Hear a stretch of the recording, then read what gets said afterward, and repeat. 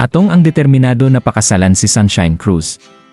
Ito'y matapos ngang mag-viral ang kissing video ng dalawa sa social media na hanggang ngayon ay pinagpipiestahan pa rin ng mga Marits. Mismong si Atong ang umamin na totoong girlfriend na niya ngayon si Sunshine base na rin sa report na ibinandera ng sa social media noong December 17. Ayon kay Sunshine Cruz ay sana wag siyang husgahan sa bagong relasyon na kanyang ikinaliligaya sa ngayon. Suportado din siya ng kanyang mga anak at pati na rin ng kanyang ex-husband na si Cesar Montano. Ayon naman kay Atong ay kanyang pakakasalan si Sunshine Cruz sa takdang panahon. Una nang naibalita noon na si Gretchen Barreto ang kasintahan ni Atong noon dahil parati din spotted ang dalawa at medyo close din.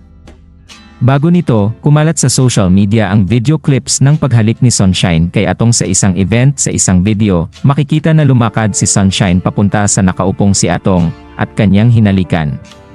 Sa isa pang video, si Atong naman ang nagpunta sa lugar ni Sunshine na nakaupo rin noon at kanyang rin hinalikan. Ito nga ang naging confirmation na hindi lang basta pagkakaibigan ang namamagitan sa kanilang dalawa. Ayon naman sa mga netizens ay sana hindi masyadong magtiwala si Sunshine Cruz kay Atong dahil hindi pa natin alam ang kanilang tunay na kahihinatnan. Samantala sinabi naman ng mga kapamilya na malapit kay Sunshine Cruz na wag siyang makinig sa sinasabi ng mga bashers at mas intindihin ang kanyang happiness.